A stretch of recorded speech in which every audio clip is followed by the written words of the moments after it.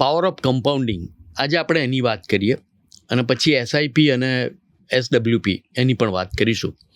હવે અમારા જે શ્રોતાઓ છે એ યુવાન છે, કોલેજમાં ભણતા સ્ટુડન્ટ્સ છે, યુનિવર્સિટીમાં ભણતા સ્ટુડન્ટ્સ છે, તો આપણે એમને ધ્યાનમાં રાખીને આપણે આજે વાત કરીશું. તો તમે પાવર ઓફ કમ્પાઉન્ડિંગને એક ફાઇનાન્શિયલ એક્સપર્ટ તરીકે કેવી રીતે ડિફાઇન કરો? યસ સર, આ ખૂબ બેસ્ટ ક્વેશ્ચન છે સર. કે ઇન્ડિયામાં આપણે જોઈએ તો 7 વન્ડર ઓફ ધી વર્લ્ડ આપણે તો જોયા છે, 7 અજુબાઓ. બટ હું આને 8મો અજુબા કહીશ, which is called power of compounding, જે ખૂબ રેરેસ્ટ છે, કે જે લોંગ ટર્મ માટે જે ઇન્વેસ્ટમેન્ટને જાળવી રાખે છે, એની જે પાવર ઓફ કમ્પાઉન્ડિંગ થાય છે, વિચ ક્રિએટ મિરેકલ્સ. યસ. તો આ એક અદ્ભુત છે કે જેમને એવરી વન આ બેનિફિટ લઈ શકે છે પાવર ઓફ કમ્પાઉન્ડિંગનો. ને એટલું ઇઝી છે, એટલું સરળ છે, બટ હું જોઈ રહ્યો છું કે લોકો આને ઘણું બધું કોમ્પ્લેક્સ કરી રહ્યા છે sir, which is very easy, very simple. Every one can, લેમનથી લેમન સ્ટુડન્ટથી લઈને નાનો માણસ બી આને યુઝ કરીને પોતાની વેલ્થ ક્રિએટ અને પોતાની લાઈફ એકદમ સરળતાથી બનાવી શકે છે સર. બરાબર છે. તો એટલે ક્યાંક મેં એવું પણ વાંચેલું કે આલ્બર્ટ આઇન્સ્ટાઈન, જે આપણા પ્રખ્યાત વૈજ્ઞાનિક, એમણે પણ એટલે આટલા મોટા વૈજ્ઞાનિક હતા, E=mc², એ એમણે શોધેલું, પણ એ પણ પાવર ઓફ કમ્પાઉન્ડિંગથી ચકિત થઈ ગયેલા હતા કે આ કેવી રીતે શક્ય બને. એટલે એમણે એવું કહેલું છે ક્યાંક કે હું આ સમજી નથી શકતો. બરાબર છે. પણ વ્યવહારમાં ઘણા બધા જે લોકો ફાઇનાન્સ સાથે સંકળાયેલા છે, એ લોકોને આ કમ્પાઉન્ડિંગ શું છે એની ઇફેક્ટ ખબર છે, એના ફાયદાઓ પણ ખબર છે. બરાબર છે. હવે યોગેશભાઈ, આપણે વાત કરીએ એસઆઈપીની. Yes sir. તમે એને કેવી રીતે, એટલે એનું મહત્ત્વ શું છે, કેવી રીતે એમાં આવી શકીએ આપણે, એના જે સ્પેશિયલ ફીચર્સ છે એ કેવી રીતના, અને તમારા જે લાઈફના ગોલ્સ છે એની સાથે એને કેવી રીતે જોડવું જોઈએ એની પણ વાત કરીએ. તો આપણે પહેલો પ્રશ્ન એ કે એસઆઈપી એટલે શું? Yes sir. તો સર અગેન એસઆઈપી એક સિમ્પલ ભાષામાં હું તમને સમજાવું તો systematic investment plan. Every one, layman પર્સનને, સ્ટુડન્ટ્સને EMI બધાને ખબર છે, વેરી ઇઝી. કોઈ બી વસ્તુ લેવી છે તો EMI ઉપર આપણે લઈ લઈએ, ખૂબ ઇઝી છે. બટ આ એનું થોડું રિવર્સ છે. તમે એમ વિચારો કે તમે તમારા લાઈફની એસઆઈપી કરીને EMI થી તમે પે કરી રહ્યા છો, ઇન્ટરેસ્ટ આપી રહ્યા છો, ને અહીંયા એસઆઈપીમાં તમે વેલ્થ ક્રિએટ કરો છો સર. બરાબર છે. તો એસઆઈપીથી તમારું સારું એવું વેલ્થ ક્રિએટ થઈ શકે છે. બટ હું આ જોઈ રહ્યો છું કે આજની જનરેશન, આજના કોલેજ સ્ટુડન્ટ્સ એ ખૂબ સ્માર્ટ છે, બરાબર છે, ખૂબ હોશિયાર છે, ખૂબ ટેલેન્ટેડ છે, બટ એમનામાં એક જ જે કમી છે એને હું થોડું હાઇલાઇટ કરી રહ્યો છું કે એ વસ્તુ છે પેશન્સ. તો આજના ડેટમાં લોકોને એવું છે કે મારે જલ્દી કરોડપતિ થઈ જવું છે, તો એના કારણે એ ગેરમાર્ગે જઈ રહ્યા છે. કે ફોર એક્ઝામ્પલ, ચલો ટ્રેડિંગ કરી દીધી, તો ટ્રેડિંગથી શું કે જલ્દી પૈસા બની ગયા, 1 વાર 2 વાર પ્રોફિટ બી થાય છે, બટ અગેન એ લોસમાં સંકળાઈ જાય છે અને પોતાની જે વેલ્થ ડિસ્ટ્રોય કરી બેસે છે. મારી રિક્વેસ્ટ છે કે તમે એસઆઈપી, જ્યાં તમારે કાંઈ જ નથી કરવાનું, તમારા બિહાફ ઉપર જે 20-25 યર્સના એક્સપર્ટ ફંડ મેનેજર્સ છે એ તમારી વેલ્થ મેનેજ કરી રહ્યા છે, જ્યાં તમને એટલો નોલેજ નથી, અને તમારો પોર્ટફોલિયો, પૈસા તો ઇક્વિટીમાં જ જાય છે, બટ એટલું સરસ ડાયવર્સિફિકેશન, 40, 50, 60 કંપનીઝનું સરસ ડાયવર્સિફિકેશન થાય છે. અને ઇવન તો તમે તમારા રિસ્કના હિસાબે તમે ઇન્વેસ્ટમેન્ટ કરી શકો છો.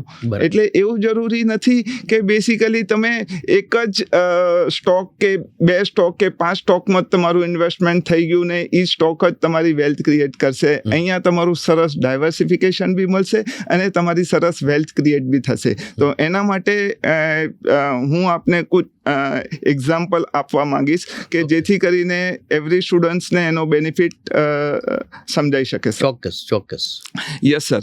તો બેસિકલી આપણે એક એક્ઝામ્પલ લઈ લઈએ કે તમે પાવર ઓફ કમ્પાઉન્ડિંગ પૂછ્યું, એસઆઈપી પૂછ્યું, તો એના માટે હું જસ્ટ એક 15 અને 15 જે આ ગોલ્ડન રૂલ છે, તો એના વિશે હું થોડી જાણકારી આપવા માંગીશ કે 15,000 રૂપીસની એસઆઈપી કરીએ છીએ આપણે, માત્ર 15,000 રૂપિયાની એસઆઈપી છે, 15 વર્ષ માટે છે, અને આપણે હાઇપોથેટિકલી માની લઈએ છીએ કે 15% રિટર્ન આપણને બની રહ્યું છે સર. બરાબર છે. એટલે 15 વર્ષનું એવરેજ જે છે એ 15% આવે છે ઇન્ટરેસ્ટ. યસ, 15%. તો સર આપણું જે ઇન્વેસ્ટમેન્ટ જે છે એ બેસિકલી માની લો કોઈ 25 વર્ષના સ્ટુડન્ટે આ એસઆઈપી સ્ટાર્ટ કરી કે એને જોબ લાગી ગઈ ને 15,000 રૂપીસ એને એના સેલેરીમાંથી એવરી મંથ એ પે કરી રહ્યા છે. આઈ એમ ગિવિંગ એક્ઝામ્પલ.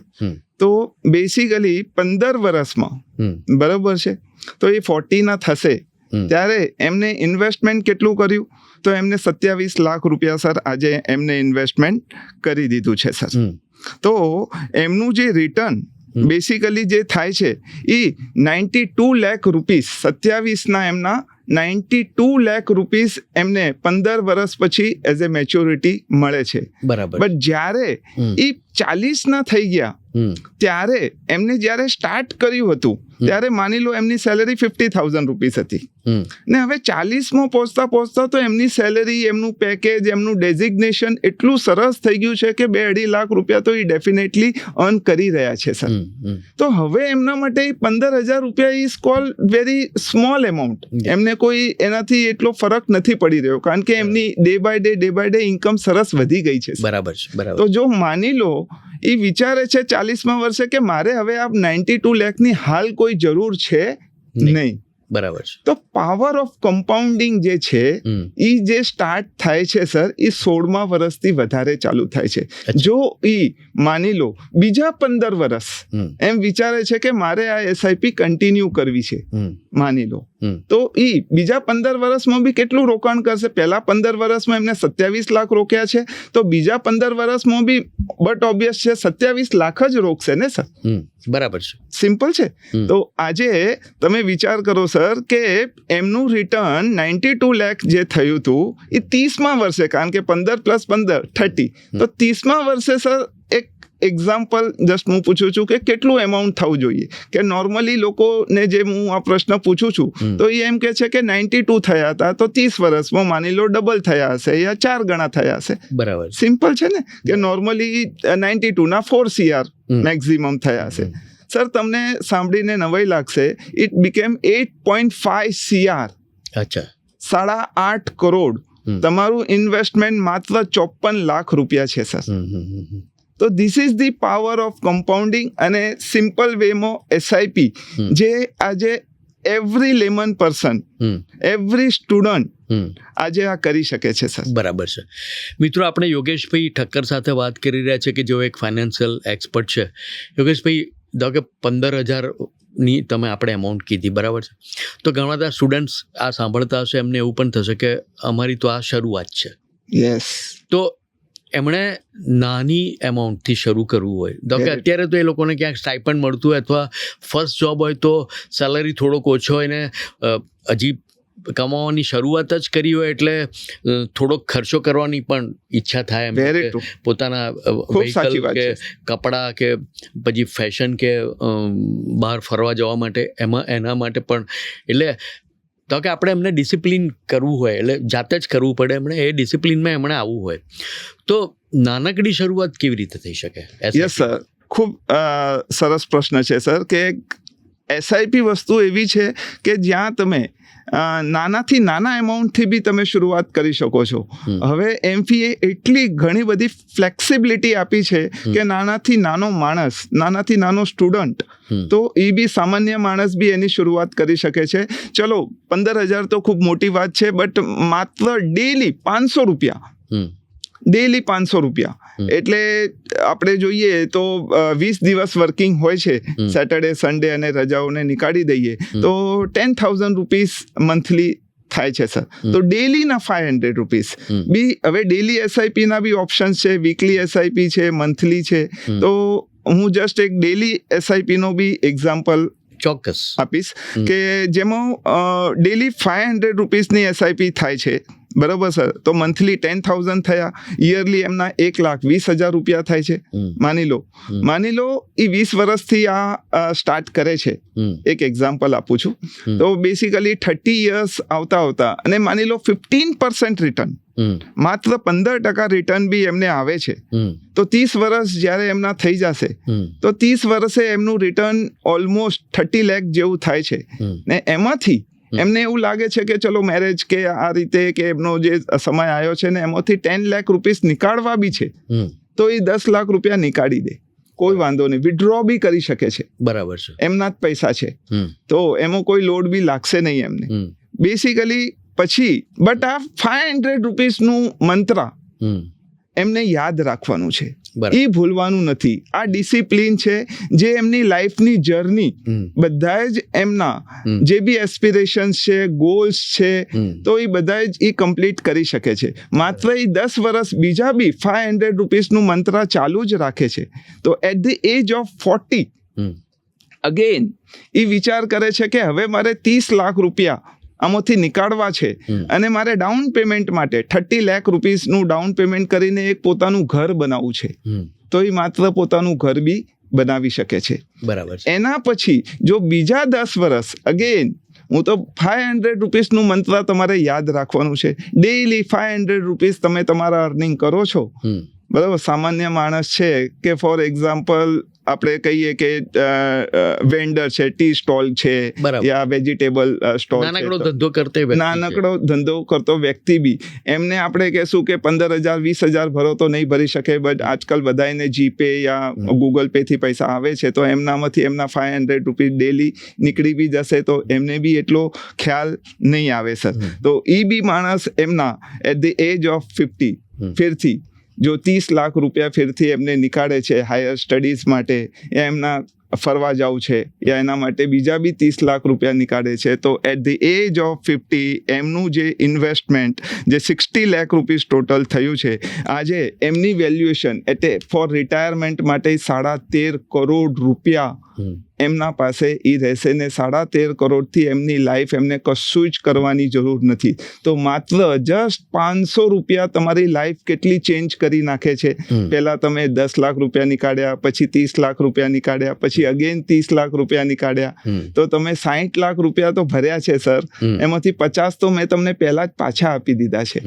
છતાં બી તમે ડિસિપ્લિન, તમે કન્સિસ્ટન્સી અને જે તમે ફર્સ્ટ સ્ટેપ કહ્યું તો પાવર ઓફ કમ્પાઉન્ડિંગ, તો પાવર ઓફ કમ્પાઉન્ડિંગથી આ મિશન એમનું રિટાયરમેન્ટ એક સરળ લાઈફ શાંતિથી એ જીવી શકે છે કે જેમાં અમને 13.5 CR જેટલું રિટર્ન્સ એમને મળે છે સર. બરાબર છે. મિત્રો, આપણે યોગેશભાઈ ઠક્કર સાથે વાત કરી રહ્યા છીએ. યોગેશભાઈ, તમે અછડથી તો વાત કરી કે ભાઈ ડિસિપ્લિન હોવી જોઈએ અને સાતત્ય, કન્સિસ્ટન્સી હોવી જોઈએ, અને આને ધારો કે પ્લાનિંગમાં એવું પણ કહે છે કે તમે એ જે તમારી પાસે ઇન્કમ આવે છે, તમારું સેલરી આવે છે કે તમે ધંધો કરો છો તો એમાંથી જે પૈસા આવે છે એને પહેલાં તમે ખર્ચા માટે પ્લાન ના કરો, બચતને પ્લાન કરો. એટલે પહેલી બચત તમે કેટલી કરશો એ પ્લાન કરો ને પછી ખર્ચા ન કરો. તો તમે આ જે સિદ્ધાંત છે એને કેવી રીતે એઝ અ એક્સપર્ટ તરીકે કેવી રીતે આને તમે આ ખૂબ સરસ પોઈન્ટ પૂછ્યો છે સર. તો બેસિકલી કેવું છે કે આજથી 20 years બેક આપણે જોઈ રહ્યા હતા તો લોકો જે એમનું ઇન્વેસ્ટમેન્ટ છે તો પહેલાં જેટલો બી ઘરનો ખર્ચો યા બીજા બધાય ખર્ચા પછી જે છેલ્લે જે પૈસા વધે કે માની લો હું 30,000 કમાઉં છું, 50,000 કમાઉં છું, તો જે 2,000 5,000 3,000 જે બી વધે એટલા જ હું ઇન્વેસ્ટમેન્ટ કરી રહ્યો હતો. બટ આજનો યુગ થોડો સ્માર્ટ છે, તો હું સ્માર્ટ લોકોને બધાને એડવાઇસ કરીશ કે જો આજના ડેટમાં તમારા પાસે ખર્ચાના બી વિકલ્પ વધી ગયા છે, કારણ કે પહેલાં તમે કોમર્સ હતું નહીં સર, બરાબર છે, તો બેસિકલી ખર્ચાઓ ઓછા થતા હતા.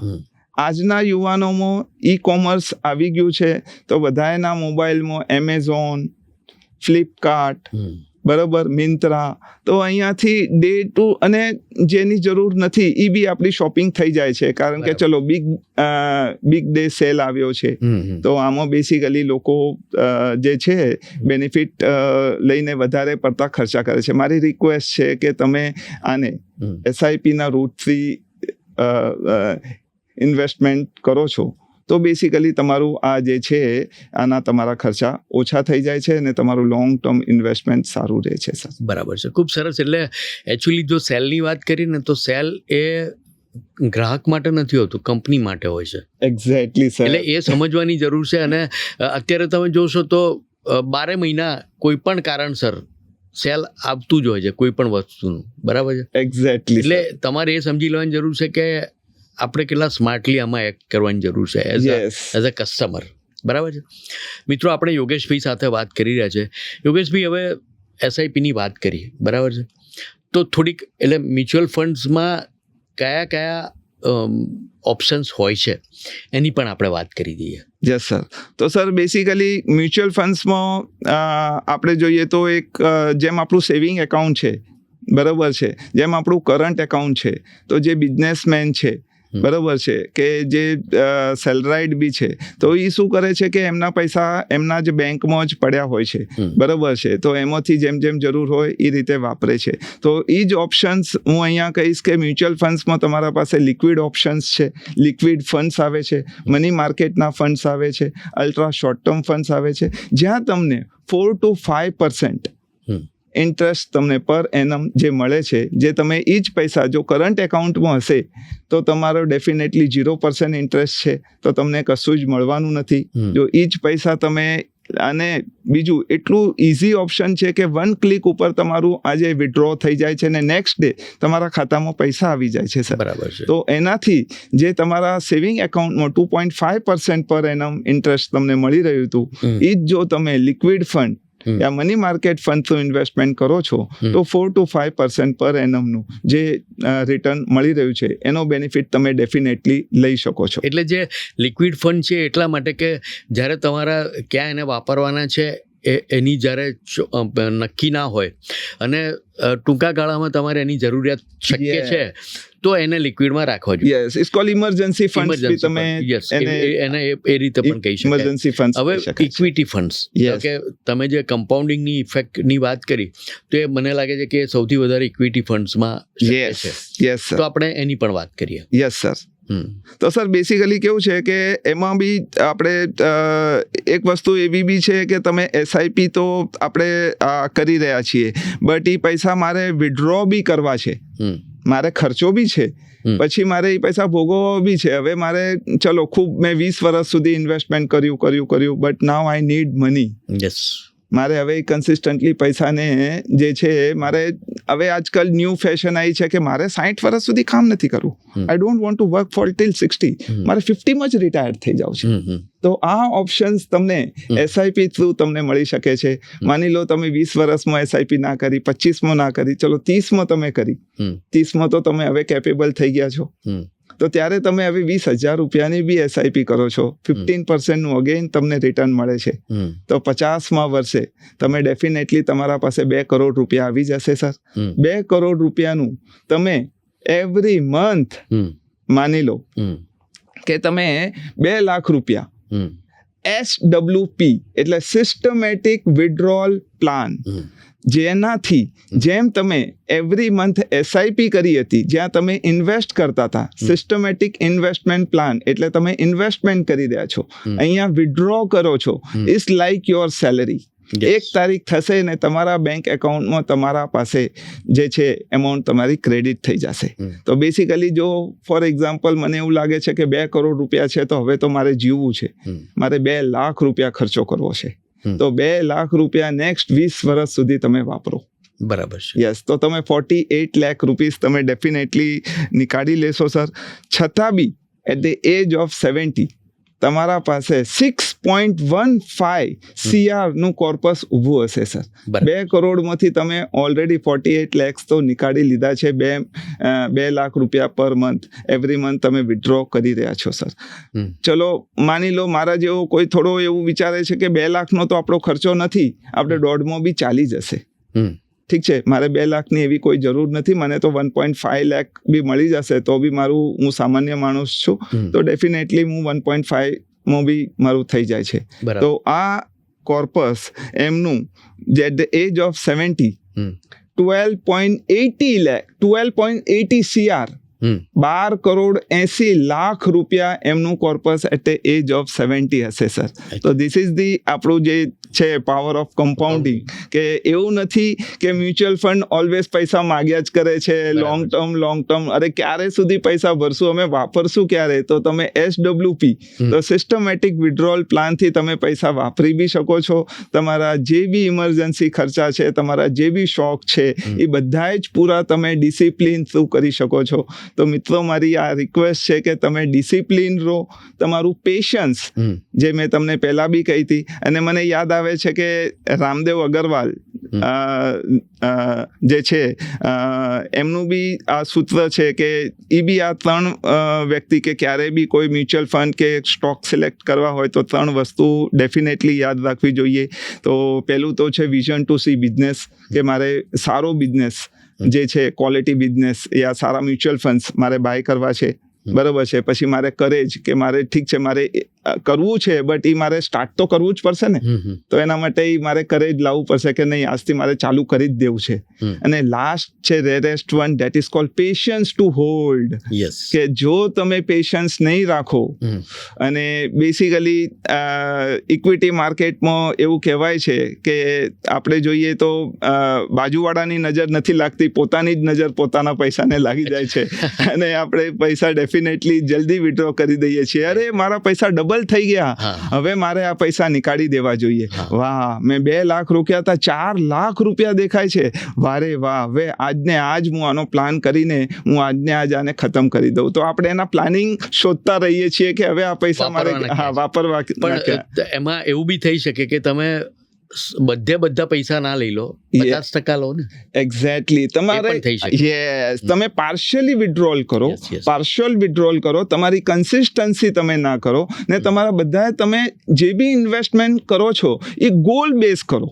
તો એનાથી શું થશે કે ફોર એક્ઝામ્પલ તમે જે પૈસા વાપરો છો તો તમને યાદ આવશે કે આ મારું રિટાયરમેન્ટ છે, આ હું પૈસા વાપરી નથી રહ્યો, આ હું મારું રિટાયરમેન્ટ, જો આ પૈસા વાપરી દઈશ તો, કારણ કે 90% એટલે 80-90% પીપલ આજે પ્રાઇવેટમાં જોબ કરે છે, પોતાના બિઝનેસ કરે છે, એમને કોઈ પેન્શન નથી આવવાનું, બરોબર, કે એમને ચલો 60 ના થઈ ગયા તો એમને એમના વાઈફને કે સરસ મજાનું હવે જ્યાં સુધી જીવશે ત્યાં સુધી એમને પેન્શન મળશે. તો આ તમારું પેન્શન છે સર. તો તમારા આ પેન્શનને તમે પ્લીઝ એને તમે વિડ્રો ના કરશો, ને તમે કન્સિસ્ટન્સી તમારી વેલ્થ ક્રિએટ કરીને તમારી પાછળની જિંદગી બી, કારણ કે આપણે પ્લાનિંગ કરીએ છીએ, એજ્યુકેશન લઈએ છીએ, શા માટે લઈએ છીએ કે આપણી લાઈફ થોડી સ્ટેબલ રહે, ને જ્યારે આપણે ઇન્કમ કરીએ છીએ તો એ શા માટે ભૂલી જઈએ છીએ કે હવે આપણે પ્લાનિંગ ના કરવું જોઈએ. તો ડેફિનેટલી હવે તમે સરસ વાત કરી કે ગોલ્સ સાથે જોડવું જોઈએ. તો આપણા જે શ્રોતાઓ છે યોગેશભાઈ, એ યુથ છે, તેમણે કયા ગોલ્સ સાથે એમના SIPને જોડીને ઇન્વેસ્ટમેન્ટ કરવું જોઈએ? યસ સર, તો ડેફિનેટલી અહીંયા સર કેવું છે કે બધા જ ગોલ્સ SIP માધ્યમ એવું છે કે તમારા ઈચ એન્ડ એવરી ગોલ્સ પૂરા કરે છે, જ્યાંથી બેસિકથી લઈને કે મારે ચલો 5 યર્સમાં મારી પોતાની કાર લેવી છે, 5 જ વર્ષમાં મારે પોતાની કાર લેવી છે, તો એના હિસાબે તમે તમારા પ્લાન કરી શકો છો કે મેં મારી કાર પર્ટિક્યુલરલી લેવી છે તો હું એક X એમાઉન્ટ ઇન્વેસ્ટમેન્ટ કરું છું, ને 15%નો અગેન હું ફોર્મ્યુલા લઈને તો એ મારું જે છે, જે મારે EMIમાં લેવાની હતી એ પૂરેપૂરા પૈસા હું આજે કેશ પેમેન્ટમાં એ લઈ શકું છું. બરાબર. તો તમે તમારા કારથી લઈને તમારા મેરેજ આવે છે, પછી તમારા ચિલ્ડ્રન એજ્યુકેશન્સ આવશે, તો આ કમ્પલસરી છે સર, એમાં કોઈ પેલું છે જ નહીં. પૈસાની જરૂર પડવાની જ છે. ડેફિનેટલી આ લાઈફમાં બધાને આવવાનું છે, અને તમે આપણે નોર્મલ ઇન્ફ્લેશન 7%ની આપણે વાત કરીએ છીએ ને સર, બટ આપણે એજ્યુકેશનનું ઇન્ફ્લેશન તમે આજે જોશો તો વિચ ઇઝ 25-30% એટલી મોંઘવારી છે. ઇવન ધો મેરેજેસના ખર્ચા બી એટલા છે કે આજથી 20 વર્ષ 25 વર્ષ પહેલા હોલનું ભાડું જે છે 15-20,000 હતું, જે આજે આપણે જોઈ રહ્યા છીએ 2 લાખ 2.5 લાખ 5 લાખ, જેની જેવી ચોઈસ. તો એટલું વધી ગયું છે. તો ડેફિનેટલી તમે જો પ્લાનિંગ કરીને નહીં ચાલો તો ડેફિનેટલી તમે ખૂબ મોટા ટ્રબલ્સમાં આવી શકો છો. બરાબર. તો આ એક માધ્યમથી તમે બધા જ તમારા ગોલ ફૂલફિલ કરી શકો છો. તમારું હાઉસ ને ઇવન ધો તમને એક જસ્ટ બીજો એક નાનકડો બેનિફિટ બતાવું સર, કે ફોર એક્ઝામ્પલ હું આજે હોમ પરચેસ કરું છું તો 90% લોકો તો હોમ લોન લેશે ને સર.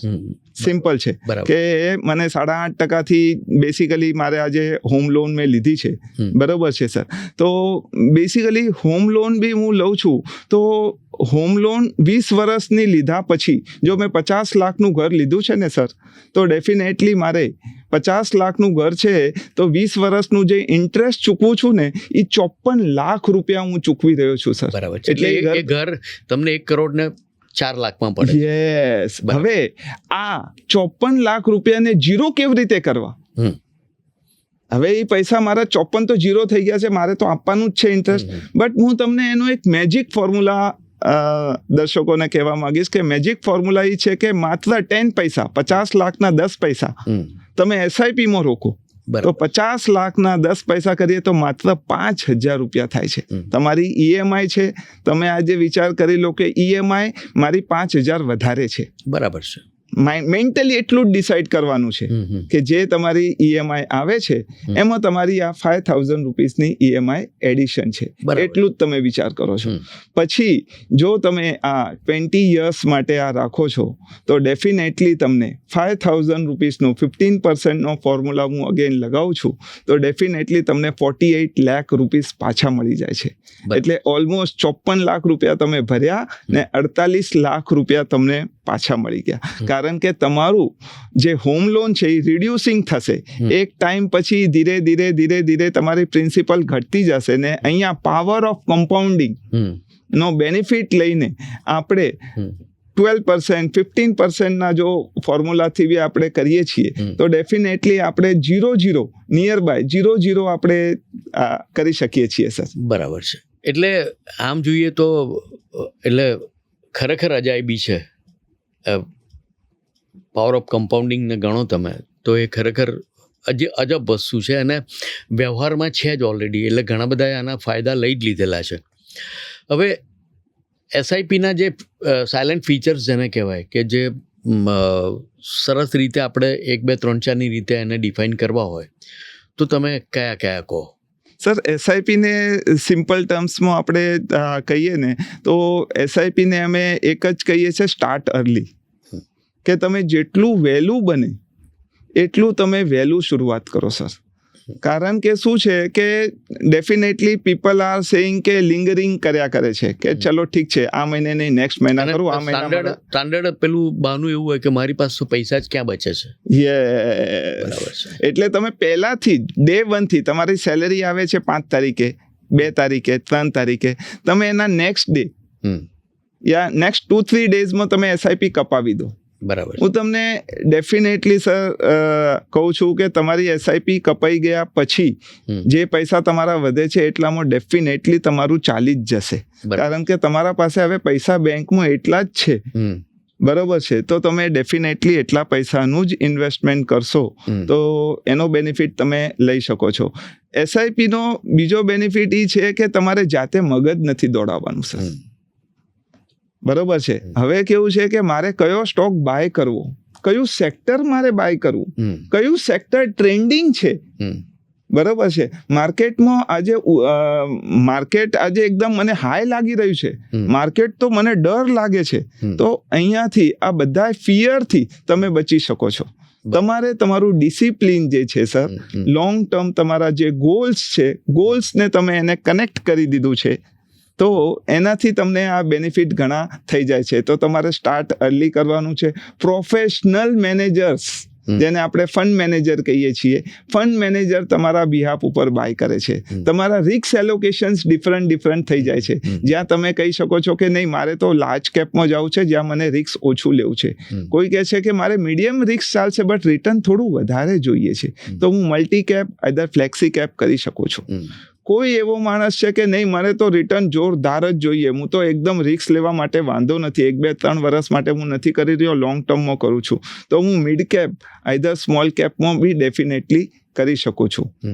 બીજો એક પોઈન્ટ અહીંયા હું દર્શકોને કહેવા માંગીશ કે ઘણા બધા ક્લાયન્ટ્સ જે છે કે જાતે જ નિર્ણય લઈને કે આજકાલ એપ્લિકેશન થ્રુ વિધાઉટ એડવાઇઝર આજે લોકો એટલે મને નોલેજ નથી, મેં સાંભળ્યું છે, દોસ્તારનું સાંભળ્યું છે, પડોશીનું સાંભળ્યું છે કે એને આ રિટર્ન બન્યા હતા તો હું બી આ લઈ લઉં, તો એમ કરીને જાતે જ ઇન્વેસ્ટમેન્ટ કરવા માંડે છે.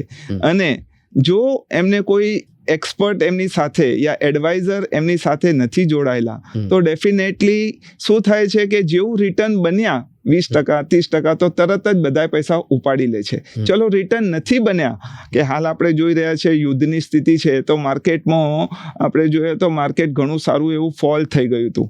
ઠીક છે, તો માર્કેટ જે ફોલ થયું એમાં જે 50% થી વધારે જે એસઆઈપી બંધ થયા છે એ જે લોકોએ ડાયરેક્ટ એસઆઈપી કરી હતી એ લોકોએ જ બંધ કરી દીધી છે, કારણ કે એમને કોઈ ગાઈડન્સ આપ્યું જ નથી. એમને જ્યારે લીધું ત્યારે બી ગાઈડન્સ નહોતું. હવે એમને ડર લાગી રહ્યો છે કે મારા પૈસા રોજ તૂટી રહ્યા છે, માર્કેટ રોજ તૂટી રહ્યું છે.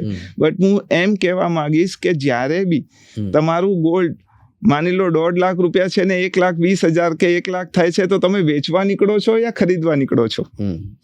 તો જો તમને ડિસ્કાઉન્ટ મળે છે માર્કેટમાં, NSE BSE માં બી સેલ આવે છે, વર્ષમાં 1 થી 2 વાર NSE BSE માં બી સેલ આવે છે ને એ સેલનો તમારે બેનિફિટ લેવાનો છે ને એવા ટાઈમમાં તમારે ટોપઅપ કરવાનું છે, નહીં કે તમારે એસઆઈપી બંધ કરીને બધું જ ફંડ વિડ્રો કરી દેવાનું છે.